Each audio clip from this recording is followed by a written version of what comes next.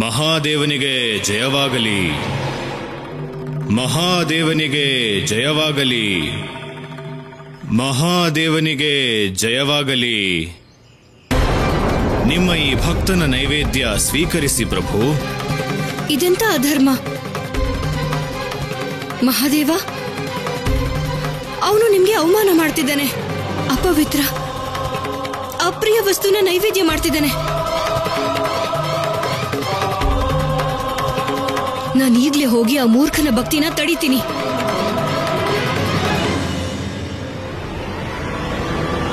ಮಹಾದೇವನಿಗೆ ನಿಲ್ಸು, ಇಂಥ ಅಧರ್ಮ ಮಾಡಬೇಡ. ನೀನು ಈ ಪವಿತ್ರ ಶಿವಲಿಂಗಕ್ಕೆ ಅಪವಿತ್ರ ವಸ್ತುನ ಹಾಕ್ತಿದ್ಯಲ್ಲ. ಆದರೆ ದೇವಿ, ಈ ಪವಿತ್ರ ಮತ್ತೆ ಅಪವಿತ್ರ ಅಂದ್ರೇನು? ಎಲ್ಲವೂ ಶಿವನಿಂದನೇ ಆಗಿರೋದಲ್ವಾ? ಈ ಜಗತ್ತಲ್ಲಿ ಅಂಥ ಯಾವ ವಸ್ತು ಇದೆ ಅದರಲ್ಲಿ ಸ್ವಯಂ ಶಂಭೋ ಶಿವನೇ ಇಲ್ದಿರೋದು? ಎಲ್ಲರಿಗೂ ಎಲ್ಲವನ್ನೂ ಶಿವನೇ ತಾನೇ ಕೊಡೋದು. ನನ್ನ ಶಿವ ನನಗೇನ್ ಕೊಟ್ಟಿದ್ದಾರೋ ಅದನ್ನೇ ನಾನು ಅರ್ಪಣೆ ಮಾಡಬೇಕು. ಮಹಾದೇವನಿಗೆ ಜಯ. ಇದು ಸರಿಯಲ್ಲ, ಅಧರ್ಮ, ಅಪರಾಧ. ಶಿವಲಿಂಗದ ಮೇಲೆ ಮಾಂಸ ಹಾಕಬಾರ್ದು. ಹೂವು, ಬಿಲ್ಪತ್ರೆ, ಹಾಲು, ಮೊಸರು, ಗಂಗಾ ಜಲದಂತ ಪವಿತ್ರ ಸಾಮಗ್ರಿಗಳನ್ನ ಹಾಕಬೇಕು. ಅದನ್ನ ಹಾಕುವಾಗ ಶಿವನ ಮಂತ್ರ ಓಂ ನಮಃ ಶಿವಾಯ ಅಂತ ಜಪ ಮಾಡಬೇಕು. ನನ್ನ ಕ್ಷಮಿಸಿ ದೇವಿ, ನನಗೆ ಮಂತ್ರನೂ ಗೊತ್ತಿಲ್ಲ ಅಥವಾ ಪೂಜೆ ವಿಧಿವಿಧಾನನೂ ಗೊತ್ತಿಲ್ಲ. ನನಗೆ ನನ್ನ ಭಗವಂತನ ಪೂಜೆ ಮಾಡೋದಕ್ಕೆ ಬಿಡಿ ದೇವಿ. ನಾನ್ ಮಾಡ್ತಾ ಇರೋ ಪೂಜೆಗೆ ಅಡ್ಡಿ ಮಾಡಿ ನನ್ನ ಭಗವಂತ ಮಹಾದೇವನಿಗೆ ಅವಮಾನ ಮಾಡಬೇಡಿ. ಮಹಾದೇವನ ಪೂಜೆನ ಹೀಗ್ ಮಾಡಬಾರ್ದು. ಅವರು ಯಾವತ್ತೂ ನಿನ್ ಪೂಜೆನ ಸ್ವೀಕರಿಸಲ್ಲ. ನೀನು ಪಾಪದ ಭಾಗಿ ಆಗ್ತೀಯ.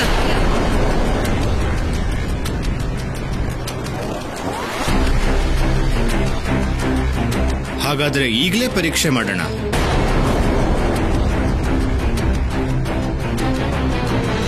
ಕೇಳಿದ್ರ ಮಹಾದೇವ ಈ ದೇವಿ ಹೇಳ್ತಿರೋದನ್ನ? ಇವರು ಹೇಳ್ತಿದ್ದಾರೆ ನೀವು ನಿಮ್ಮ ಭಕ್ತನ ಈ ಮಾಂಸ ನೈವೇದ್ಯ ಸ್ವೀಕಾರ ಮಾಡಲ್ಲ ಅಂತ. ಆದ್ರೆ ನನಗನ್ಸೋದೇನೆಂದ್ರೆ ನೀವು ನಿಮ್ಮ ಭಕ್ತರಿಗೆ ಯಾವತ್ತೂ ಭೇದ ಭಾವ ಮಾಡಲ್ಲ ಅಂತ. ನೀವು ಈ ಭಕ್ತನ ನೈವೇದ್ಯವನ್ನ ಖಂಡಿತ ಸ್ವೀಕಾರ ಮಾಡ್ತೀರಾ ಅಂತ ನನಗೆ ಗೊತ್ತು.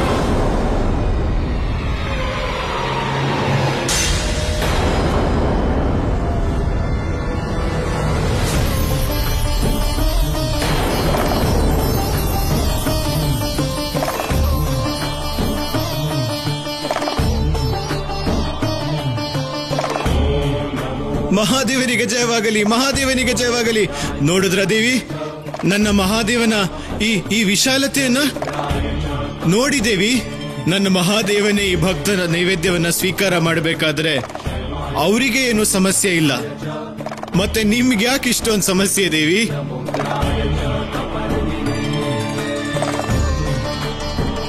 ಪ್ರಭು,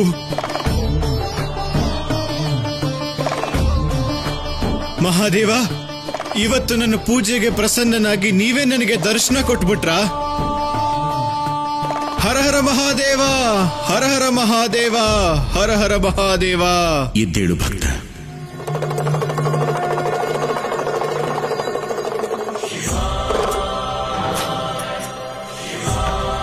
ನೀನು ಆಶ್ಚರ್ಯ ಪಡಬೇಡ ಪಾರ್ವತಿ. ಪೂಜೆಯ ವಿಧಾನ ಅಲ್ಲ, ಭಾವನೆ. ಹಾಗೆ ಭಾವದಿಂದ ಮಾಡೋ ಪೂಜೆನೇ ಸರ್ವಶ್ರೇಷ್ಠ ಮತ್ತು ಸ್ವೀಕರಿಸುವಂಥದ್ದು. ಎಂಥ ಭಾವ?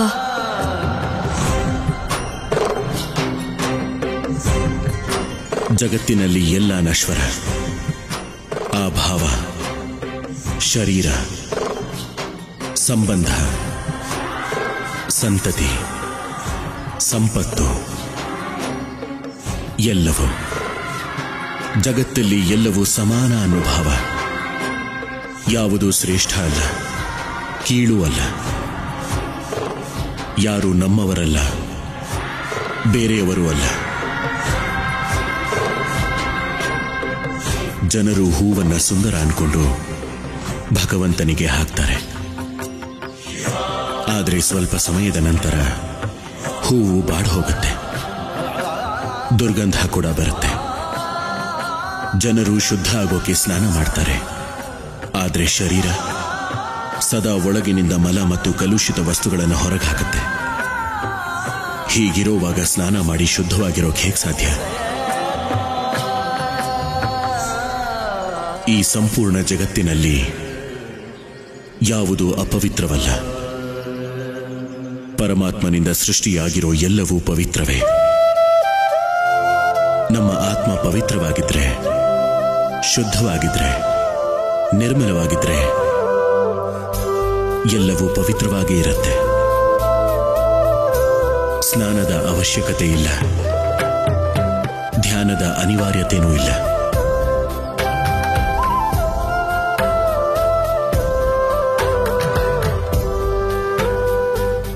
ನನಗಿವತ್ತು ಈ ಜ್ಞಾನ ಪ್ರಾಪ್ತಿಯಾಗಿದೆ. ನಿಜವಾದ ಭಕ್ತಿ ಮತ್ತೆ ಸಮರ್ಪಣಾ ಭಾವದಿಂದ ಮಾಡೋ ಪೂಜೆನೇ ಪವಿತ್ರವಾದದ್ದು.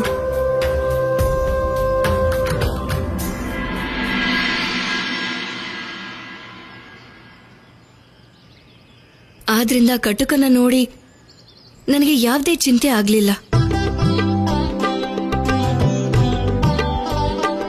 ಯಾಕಂದ್ರೆ ನನಗೆ ಗೊತ್ತಿತ್ತು ಇವತ್ತು ಅದೇ ಆಗೋದು, ಹಿಂದೆ ಆಗಿದ್ದರಾನೆ. ಗೆಳತಿ,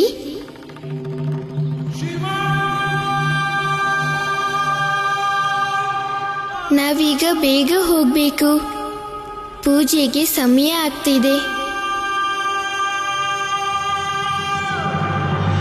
ತಾರಕಾಸುರರಿಗೆ ಜೈ! ತಾರಕಾಸುರರಿಗೆ ಜೈ! ತಾರಕಾಸುರರಿಗೆ ಜೈ! ತಾರಕಾಸುರರಿಗೆ ಜೈ! ತಾರಕಾಸುರರಿಗೆ ಜೈ! ತಾರಕಾಸುರರಿಗೆ ಜೈ!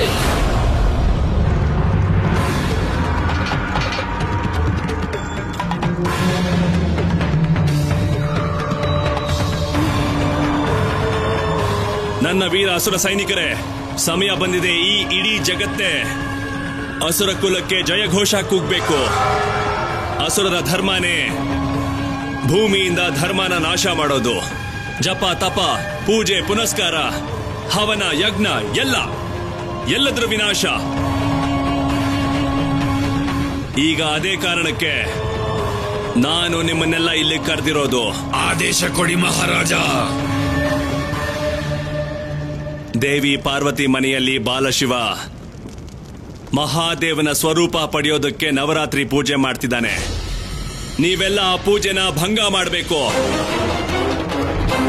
ಆ ಪೂಜೆ ಭಂಗ ಆದ್ರೆ ಮಹಾದೇವ ಆಗೋ ಪ್ರಕ್ರಿಯೆನೂ ಭಂಗನೇ. ನೀವು ಕೂಡ್ಲೆ ಹೋಗಿ ಅಲ್ಲಿ ನಡೆಯೋ ಪೂಜೆ ಸಮಯದಲ್ಲಿ ಮೂಳೆಗಳ ಮಳೆ ಸುರಿಸಿ, ಆಗ ಅವ್ರ ಪೂಜೆ ಅಪವಿತ್ರ ಆಗ್ಬಿಡುತ್ತೆ. ಆಗ ನನ್ನ ಅಮರತ್ವದ ಮೇಲೆ ಬರೋ ಸಂಕಷ್ಟ ಶಾಶ್ವತವಾಗಿ ದೂರ ಆಗ್ಬಿಡುತ್ತೆ. ತ್ರಿಲೋಕ ವಿಜಯಿ ಅಸುರ ರಾಜ ತಾರಕಾಸುರನ ಆಜ್ಞೆ ಪಾಲನೆ ಮಾಡಿ. ತ್ರಿಲೋಕ ವಿಜೇತ ತಾರಕಾಸುರರಿಗೆ ಜೈ! ಅಜಾಮುಖಿ, ಹೇಳಿ ಅಣ್ಣ. ವಿಜಯದ ಪತಾಕೆ ಹಾರಿಸೋದಕ್ಕೆ ತಯಾರಿ ಮಾಡ್ಕೋ. ಖಂಡಿತ.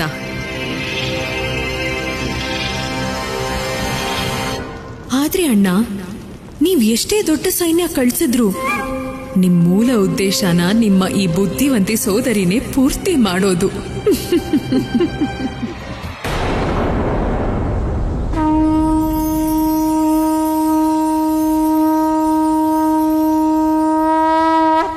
ಹೇ ದೇವಿ ದುರ್ಗಾ, ನಿನ್ನ ಹೆಸರಲ್ಲಿ ಇಷ್ಟು ದೊಡ್ಡ ಶಕ್ತಿ ಇದೆ. ಅದರಿಂದಾನೇ ಎಲ್ಲ ಸಂಕಷ್ಟ, ಎಲ್ಲ ನೋವು, ಎಲ್ಲ ಕಷ್ಟ ದೂರ ಆಗುತ್ತೆ. ನಮ್ಮೆಲ್ಲರ ಮನೋಕಾಮನೆ ಪೂರ್ತಿ ಆಗುತ್ತೆ. ನಿನ್ನಲ್ಲಿ ನನ್ನ ಪ್ರಾರ್ಥನೆ ಒಂದೇ ತಾಯಿ, ನಮ್ಮ ಪೂಜೆನ ನಿರ್ವಿಘ್ನವಾಗಿ ನಡೆಸ್ಕೊಡು. ಬಾಲಶಿವ ಮಹಾದೇವ ಆಗೋ ಹಾಗೆ ದಯವಿಟ್ಟು ಆಶೀರ್ವಾದ ಮಾಡು.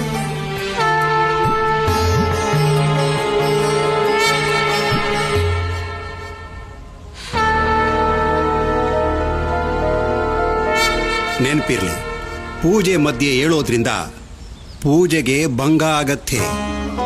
ಆದ್ರಿಂದ ನೀವಿಬ್ರು ಪೂಜೆ ಪೂರ್ತಿ ಆಗೋ ತನಕ ಆಸನದಿಂದ ಏಳೋ ಹಾಗಿಲ್ಲ. ಬನ್ನಿ, ಈಗ ಮಾತೆ ಧ್ಯಾನ ಮಾಡೋಣ.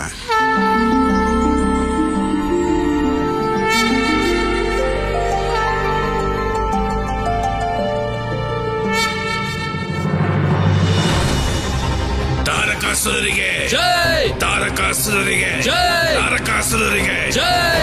ತಾರಕಾಸುರರಿಗೆ ಜೈ! ತಾರಕಾಸುರರಿಗೆ ಜೈ! ಗುರುಗಳೇ, ಇವರು ಅಸುರ ಸೈನಿಕರು ಆಕ್ರಮಣ ಮಾಡೋಕ್ ಬಂದಿದ್ದಾರೆ ಅನ್ಸುತ್ತೆ. ನಾನು ಹೋಗಿ ಸತಿ ಅನಸೂಯಗೆ ಈಗಲೇ ತಿಳಿಸ್ತೀನಿ. ನಿಲ್ಲು. ನೀನು ಅಲ್ಲಿ ಹೋಗಿ ಅವ್ರಿಗೆ ಹೇಳುವಂತ ಅವಶ್ಯಕತೆ ಇಲ್ಲ. ನೀನು ಮೊದಲು ಹೋಗಿ ಗುರುಕುಲದಲ್ಲಿ ಹೇಳ್ಬಿಡು, ನನ್ನ ಮುಂದಿನ ಆದೇಶ ಬರೋ ತನಕ ಯಾರು ಹೊರಗಡೆ ಬರಬಾರ್ದು ಅಂತ. ಸರಿ, ಹೋಗ್ತೀನಿ. ಆದ್ರೆ ನೀವು ತ್ರಿಮೂರ್ತಿಗಳಿಗೆ ಬೇಗ ವಿಷಯ ತಿಳಿಸಿ, ಯಾಕಂದ್ರೆ ಅವರೇ ಕಾಪಾಡಬೇಕು. ಹಾ ಹಾ ಹಾ ನಾನು ಹೇಳ್ತೀನಿ. ಈಗ ನೀನ್ ಹೋಗು.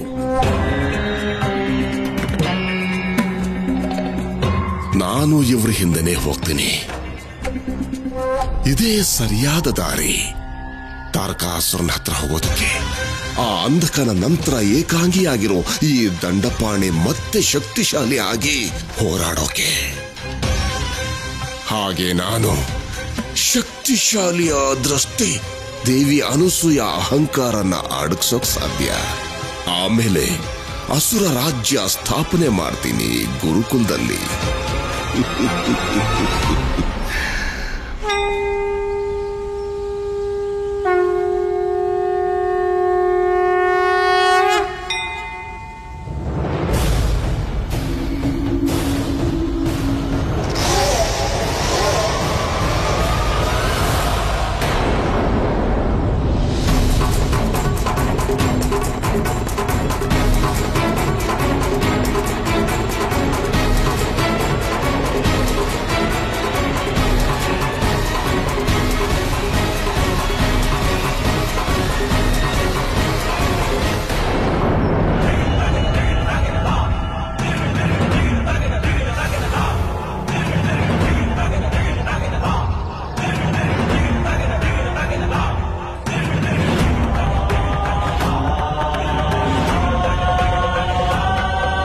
ಓಹೋ, ನೀವಿಲ್ಲಿಗೆ ಬಂದಿದ್ದು ಬಾಲಶಿವ ಮಾಡೋ ಪೂಜೆನ ಭಂಗ ಮಾಡೋಕೆ. ಬಾಲಶಿವ, ಇವತ್ತು ಖಂಡಿತ ನಿನ್ನ ಪೂಜೆ ಅಪವಿತ್ರ.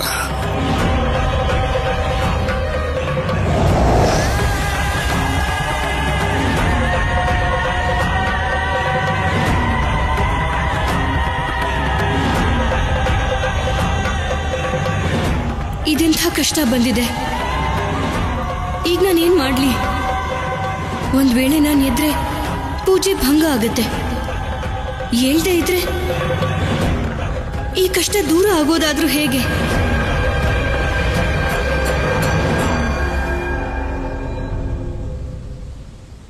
ಹೇ ಅಸುರ ಮರ್ದಿನಿ ದುರ್ಗಾದೇವಿ, ಶಿವನ ಪೂಜೆ ನಿರ್ವಿಘ್ನವಾಗಿ ನಡಿಬೇಕು. ಅದಕ್ಕೆ ನೀನೇ ದಾರಿ ತೋರಿಸ್ಬೇಕು. ಈ ಅಸುರರ ವಿನಾಶ ಮಾಡು ತಾಯಿ.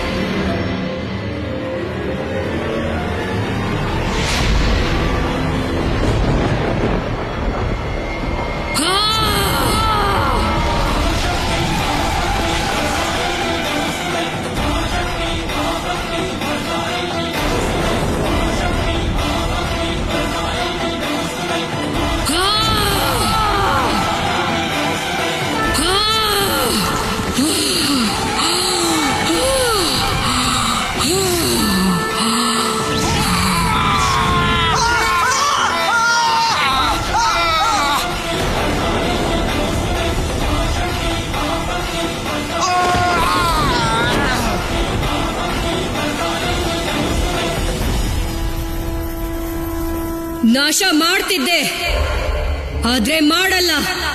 ಯಾಕಂದ್ರೆ ಈಗ್ಲೇ ನೀನು ಹೋಗಿ ನಿನ್ನ ಸ್ವಾಮಿ ತಾರಕಾಸುರಂಗೆ ಹೇಳ್ಬೇಕು, ಇನ್ನೂ ಸಮಯ ಇದೆ. ಸುಮ್ನೆ ಇರೋದಕ್ಕೆ ಹೇಳು. ಇಲ್ದಿದ್ರೆ ಪರಿಣಾಮ ತುಂಬಾ ಭಯಂಕರವಾಗಿರುತ್ತೆ.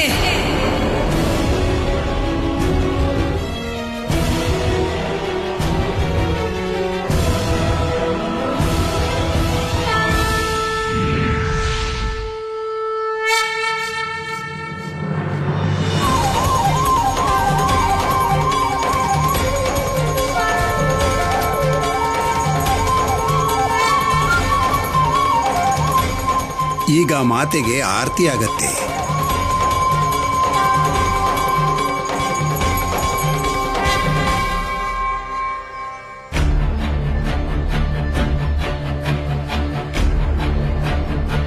ಏನಾಯ್ತು? ಯಾಕೆ ನಿಂತೆ? ಈಗ ನಾವು ಹೋಗೋದು ಹೇಗೆ? ಹೋಗಿ ಏನ್ ಹೇಳೋದು ಅಸುರ ರಾಜ ತಾರಕಾಸುರನಿಗೆ? ನಾವು ಸೋತ್ವಿ ಅಂತನಾ? ನೀ ನಿಜ ಹೇಳ್ತಿದ್ಯಾ? ಏನ್ ನಾವು ಜೀವಂತವಾಗಿರಲ್ಲ? ಇರ್ತೀರಾ? ನಾನ್ ಕಾಪಾಡ್ತೀನಿ ನಿಮ್ಮಿಬ್ರನ್ನ. ಹೇಗೆ? ಬಾಲಶಿವನನ್ನ ಸೋಲ್ಸೋ ಉಪಾಯ ಹೇಳ್ತೀನಿ.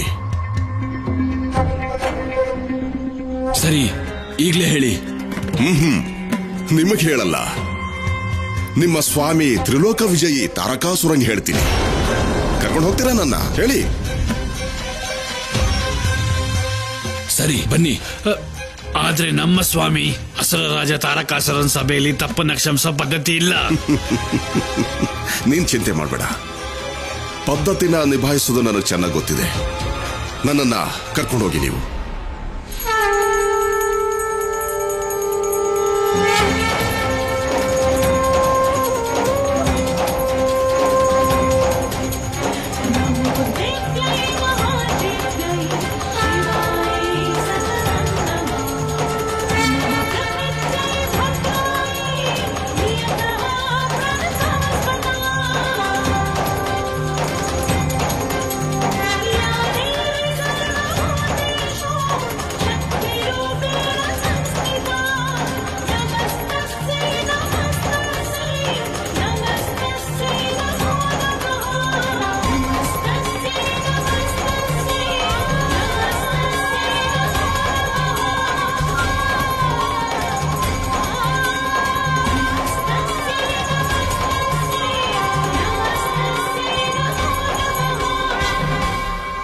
ಮಾತೆ ದುರ್ಗಾರಾಣಿಗೆ, ಸಂಕಷ್ಟಹರಣಿ ದುರ್ಗಾ ಮಾತೆಗೆ.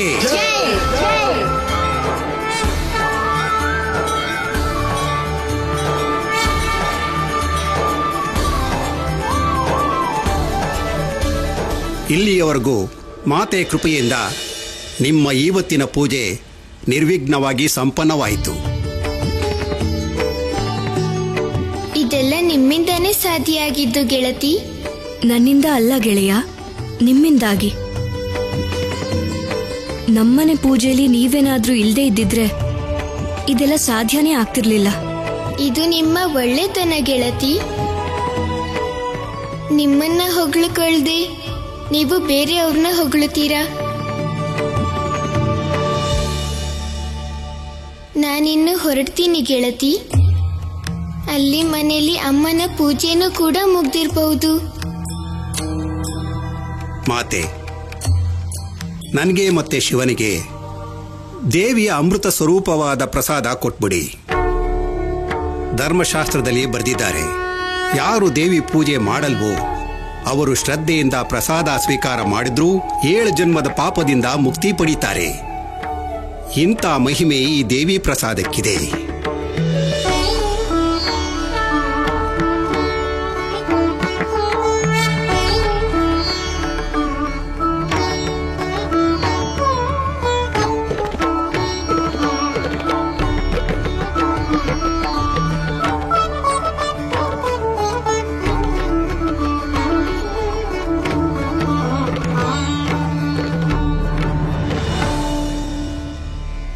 ಪ್ರಸಾದನ ದೇವಿ ಅನಸೂಯಾಗೆ ಕಳಿಸ್ಬೇಕು.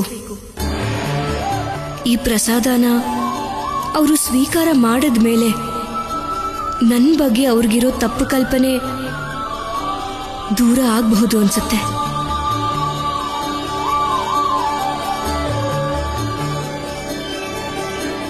ಗೆಳೆಯ, ನನ್ನ ಕಡೆಯಿಂದ ನೀವು ಈ ಪ್ರಸಾದನ ನಿಮ್ಮಮ್ಮಂಗೆ ಕೊಡ್ತೀರಾ? ಈ ಪ್ರಸಾದ ಸಿಕ್ಕಿದ್ರೆ ಅವರಿಗೂ ತುಂಬಾ ಖುಷಿಯಾಗತ್ತೆ.